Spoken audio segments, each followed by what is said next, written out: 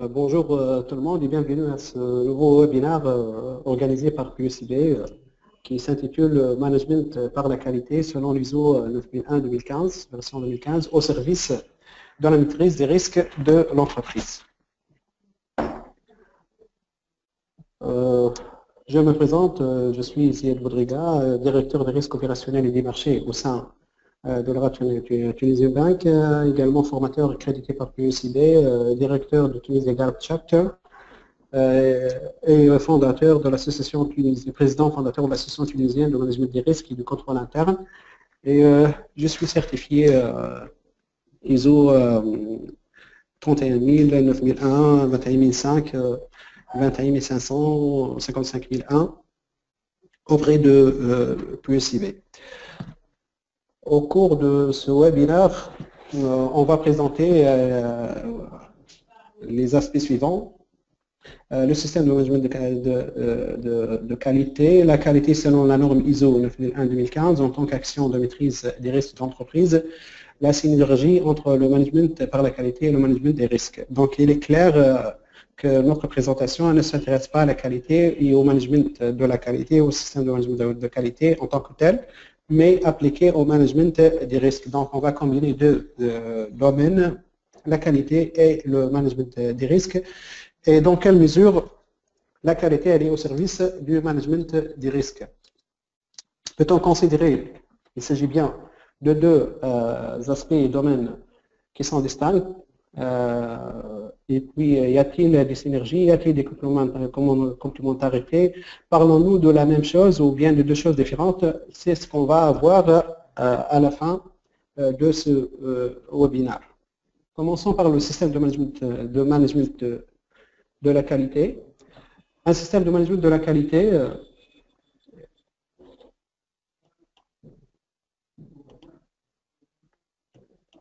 est l'ensemble des activités par lesquelles l'organisme définit, met en œuvre et revoit sa politique et ses objectifs qualité conformément à sa stratégie. Ici, je veux bien, et chaque fois, je vais mettre l'accent sur des termes clés.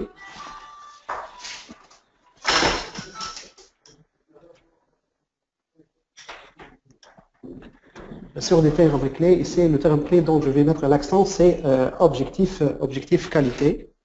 Le terme objectif, il est important en ce qui concerne la qualité et on va l'utiliser dans le cadre de management des risques. Le SNQ est d'un organisme et constitué de processus corrélés et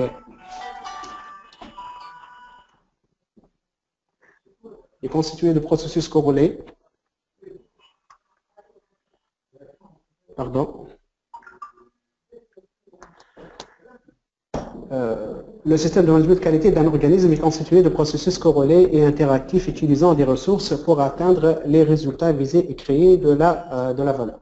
Un processus, ce n'est autre qu'un ensemble d'activités corrélées également, qui transforme des éléments d'entrée en éléments de sortie en ajoutant de la valeur, et un système, ce n'est autre qu'un ensemble. L'adoption d'un système de management de la qualité relève d'une décision stratégique de l'organisation, de l'organisme, qui peut l'aider à améliorer ses performances globales et fournir une base solide à des initiatives permettant d'assurer sa pérennité. Le mot pérennité ici, c'est un mot clé dans ce paragraphe. Derrière pérennité, les éléments qu'on va permettre à l'entreprise de sa pérennité, c'est la création de valeur. Création de valeur et création de richesses pour qui? Création de valeur pour les parties prenantes, un actionnaire qui va mettre, ou bien un entrepreneur qui va faire un investissement. Là, il cherche, derrière tout ça, il cherche créer de la valeur et augmenter sa richesse. Certes, on peut trouver des objectifs tels que la responsabilité sociétale, le rôle de l'entreprise dans son environnement et ainsi de suite, mais le cœur de l'entreprise, c'est créer de la valeur et éviter de détruire cette valeur. Et un élément important pour préserver cette valeur, la pérennité de cette valeur, le management par la qualité.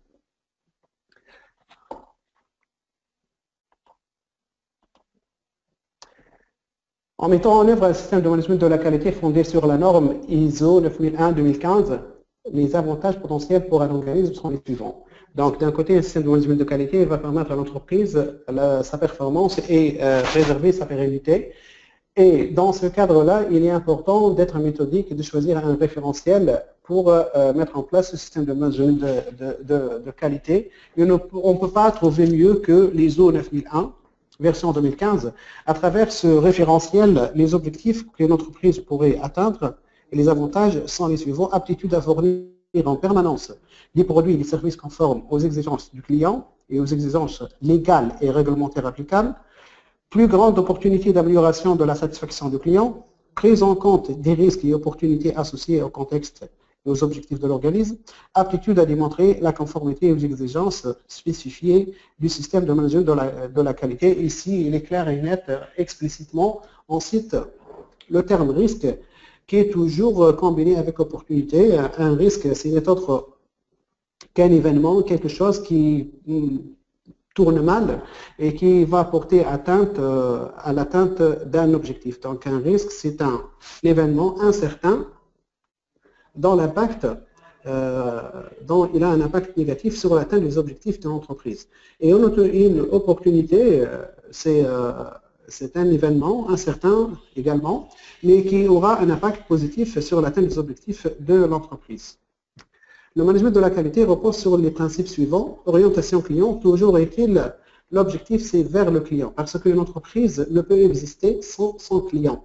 Les clients constituent un marché et l'entreprise a besoin de vendre dans un marché et les produits sont consommés par qui? Par des clients. Donc l'orientation en termes de management de la qualité, c'est orienter client. La pérennité de l'entreprise, elle passe impérativement par la vente ces produits, donc par la réalisation d'un chiffre d'affaires, donc d'un marché, donc des clients, et l'entreprise doit être orientée client.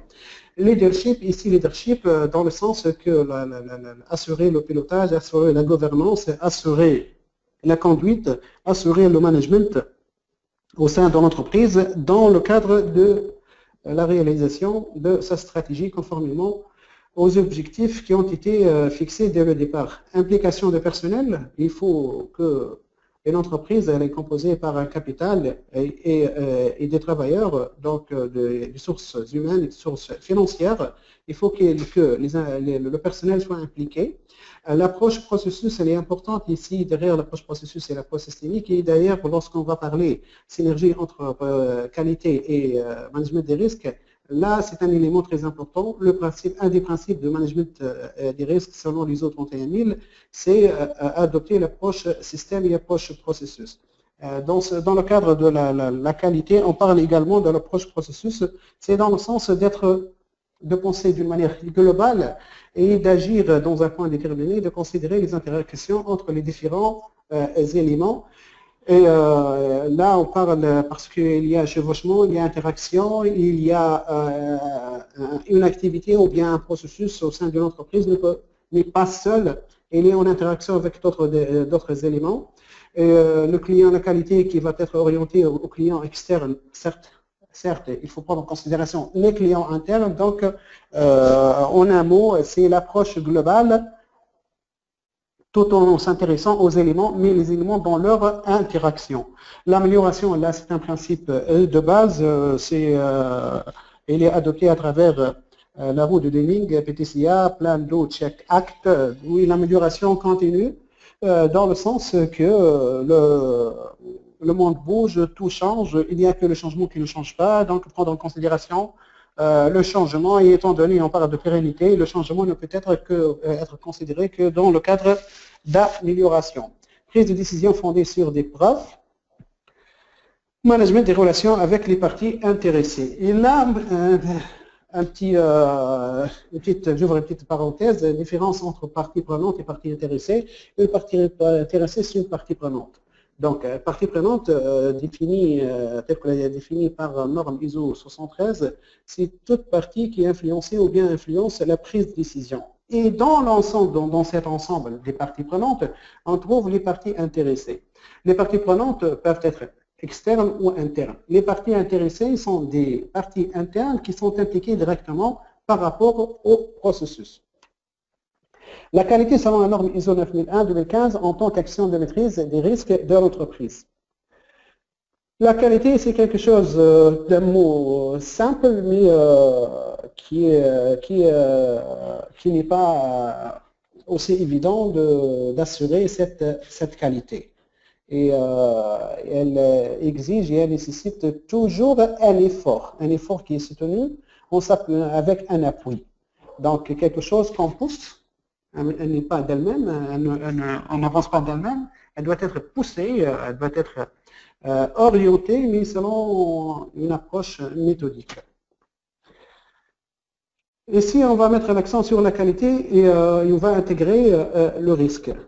Retenons qu'un risque, c'est un événement incertain, donc improbable, qui a un impact négatif sur l'atteinte d'un objectif, des objectifs. Notre objectif ici, c'est d'atteindre la qualité. Et la qualité, c'est quoi? On va la définir pour le client et on va la définir pour l'entreprise. Pour le client, la qualité est liée à sa satisfaction. Donc, un produit de qualité, c'est un produit qui satisfait le client. Et un produit qui ne satisfait pas le client, il n'est pas considéré un produit de qualité. Donc, le critère de qualité, il est accordé par le client. Donc, il n'y a pas une caractéristique intrinsèque de la qualité. La qualité, c'est un client qui considère un produit qui n'est pas de qualité, ce produit-là ne sera pas acheté. Et un produit qui ne sera pas acheté, donc l'entreprise ne va pas réaliser un chiffre d'affaires. Donc l'entreprise, elle ne va pas créer de la richesse. Donc l'élément crucial, important, de taille, c'est la satisfaction du client.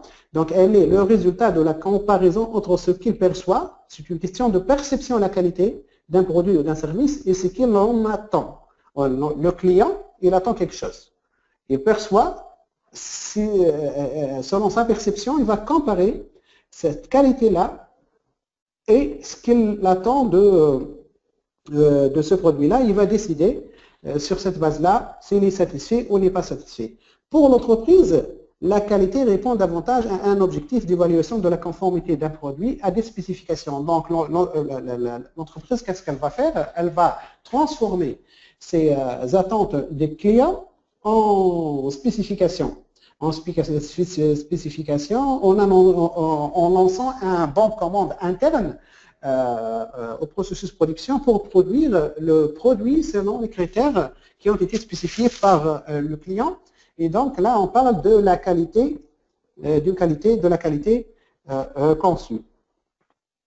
La satisfaction du client, c'est qu'il attend une qualité attendue. Le client attend qu'un produit possède un certain nombre de caractéristiques par rapport à ce qu'il perçoit, une qualité perçue. Donc une qualité attendue, une qualité perçue. Et ce qu'attend le client est différent de ce qu'il veut.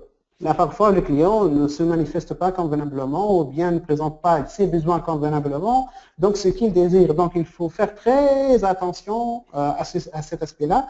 Et de là, les risques qui sont en relation avec la qualité. Donc, risque-qualité sont deux choses normalement combinées, qui coexistent. La qualité, c'est la satisfaction du client, et notre risque, c'est quoi? C'est la non-satisfaction du client. Là, on va chercher pourquoi. Entre autres, le client ne présente pas convenablement ce qu'il veut, parce que parfois le client ne sait pas ce qu'il veut exactement. Donc, c'est pour cela on a assistance au client, conseil au client, conseiller client, même on a développé une relation très approchée des clients, customer relationship, là il y a beaucoup de choses qui se sont développées, ne serait-ce que pour comprendre exactement ce que veut le client, parce qu'on ne veut pas avoir courir le reste par la suite, la non-satisfaction du client, donc la non-qualité. Comme les attentes et les perceptions des clients sont individuelles, la qualité perçue par le client est le résultat de ses expériences antérieures, de son âge, de ses revenus, de ses façons de consommer, de plusieurs facteurs qui sont compliqués et complexes. Ce schéma-là, il va nous permettre de se situer par rapport à la qualité. Là, on trouve ici qualité attendue, ce qu'attend le client, perception du client, donc il y a un écart, ici, signe moins, c'est-à-dire le client n'est pas satisfait, en termes sur cette échelle-là, plus le client, il est très satisfait. Le client, il est satisfait lorsque la qualité attendue, elle était égale à la qualité perçue, donc pas d'écart. Mais s'il y a un écart positif, c'est que le client, il est très satisfait. Comme l'indique ce schéma, si le client perçoit un produit comme étant dépasse ses attentes, donc il est très satisfait. S'il ne dépasse pas ses attentes, en dessous de ses attentes, donc il est non satisfait. Ici, on va là, le schéma, la qualité attendue, donc exprimée par le client, et qualité conçue.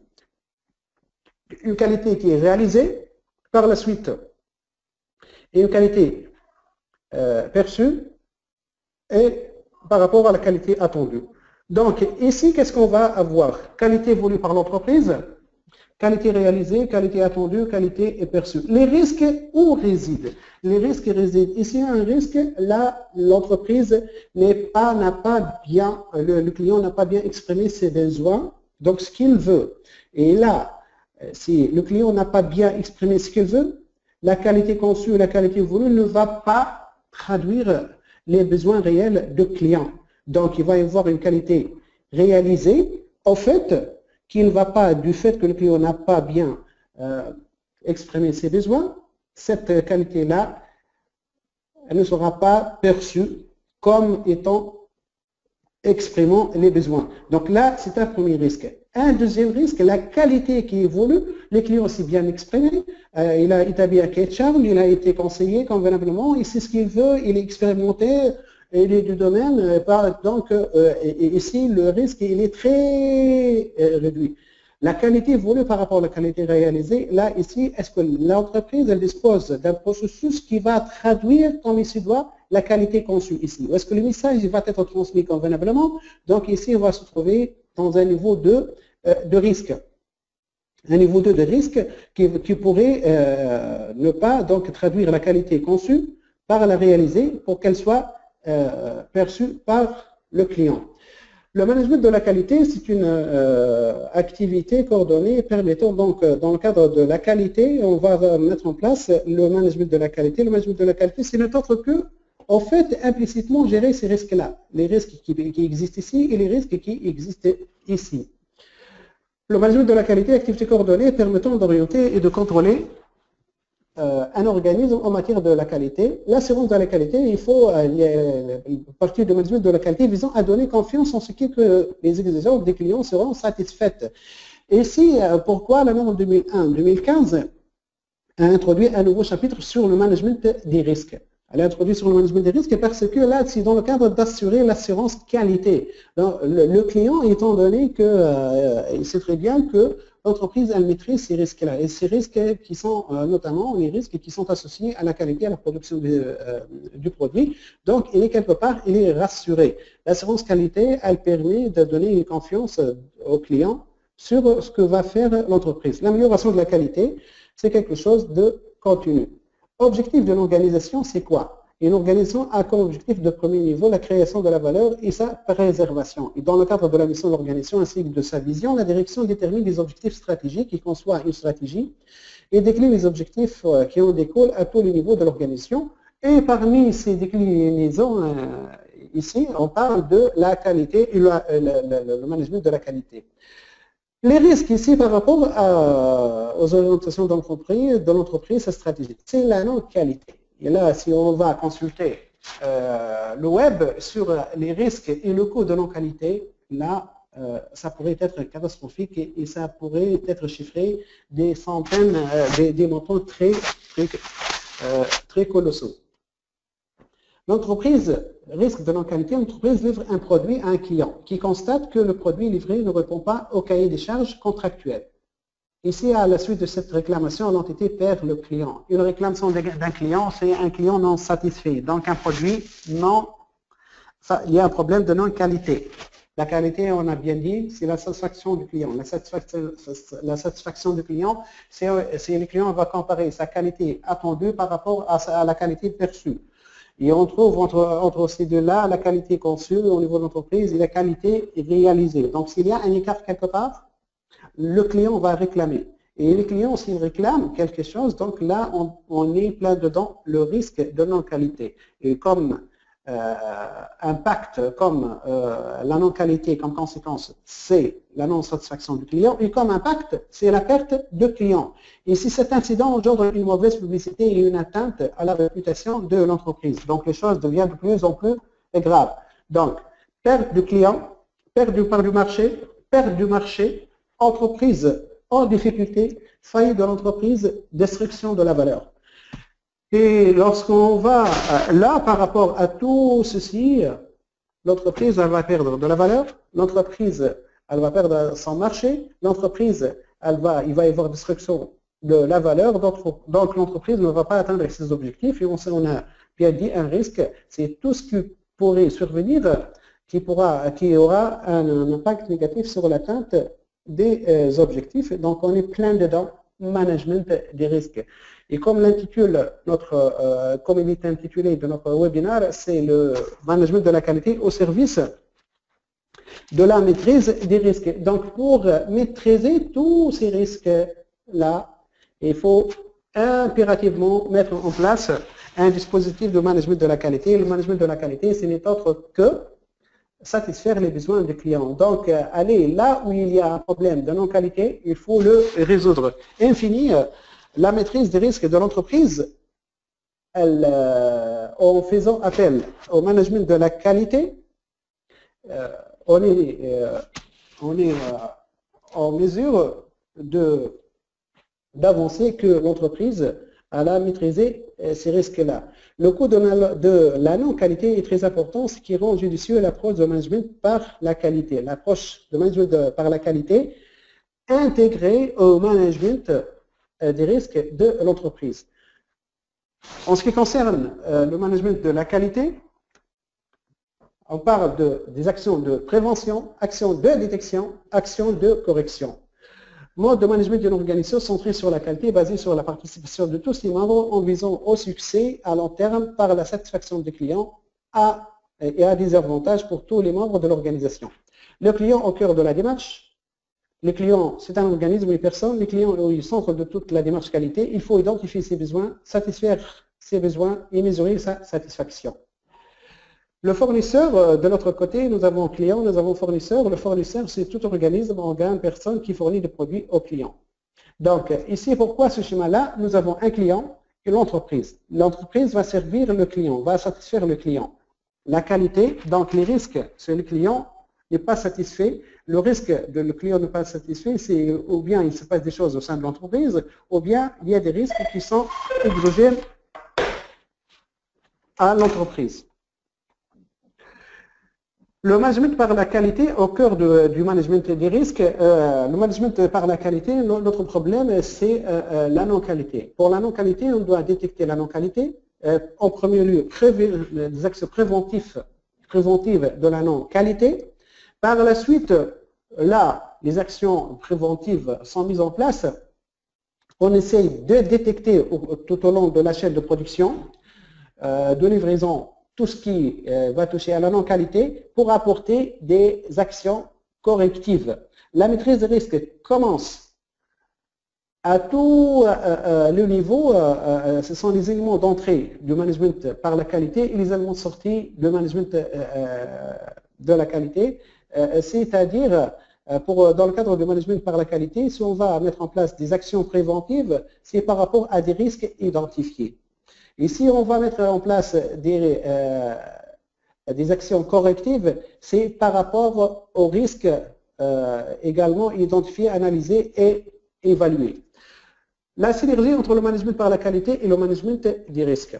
L'approche par les risques, selon l'annexe A4 de la norme ISO 9001-2015, le concept, une des nouveautés de la norme ISO 9001-2015, c'est l'approche par les risques et tout un chapitre, le chapitre 6, qui est consacré pour le management des risques, l'identification des risques, en tant qu'élément important et à prendre en considération dans le cadre d'une démarche qualité. Stipule l'annexe 4, approche par les risques, et le concept de l'approche par les risques était implicite dans les éditions précédente de la présente norme internationale, par exemple par le biais des exigences relatives à la planification, à la revue et à l'amélioration. La présente norme internationale exige que l'organisme comprenne son contexte et détermine les risques comme base de planification. Cela représente l'application de l'approche par les risques à la planification et à la mise en œuvre des processus du système de management de la qualité et aidera à déterminer l'étendue des informations documentées. De l'autre côté, le processus de management des risques tel que présenté par la norme ISO 31000, il est présenté comme suit. Un premier élément, établissement de contexte interne et externe. Par la suite, appréciation des risques qui est composée par identification des risques, l'analyse des risques, évaluation des risques, ce qui va déterminer le choix et du traitement des risques. Toutes ces étapes-là devraient être surveillées pour assurer le monitoring et puis mettre l'accent sur la communication et la concertation entre les parties prenantes et les parties intéressées. Je vais déterminer maintenant quelles sont la synergie entre la qualité et le management des risques.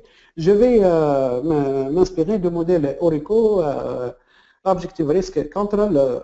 Là, nous avons des objectifs et par rapport à cet objectif-là, on va déterminer les risques et par rapport à ces risques-là, on va déterminer des contrôles. Maintenant, si on prend partant des objectifs de l'entreprise. L'entreprise, son objectif, c'est de conquérir de nouveaux marchés, d'augmenter sa part de marché, de cibler des clients bien déterminés. Elle va identifier des risques. Les risques, par exemple,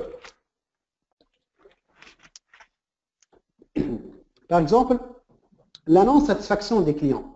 Par exemple, ne pas répondre aux exigences des clients implicites ou bien explicites. Comment on va mettre en place des actions de contrôle? Des actions de contrôle pour maîtriser les risques. Les actions de contrôle ne vont être que le système de management de la qualité tel que fondé sur la norme ISO 9001-2015. Donc, un système de management de la qualité fondé sur la norme ISO 9001-2015 constitue des actions de maîtrise des risques associés à des objectifs augmentation ou bien conquérir des marchés bien déterminés. Donc ici, la qualité, elle se présente comme étant,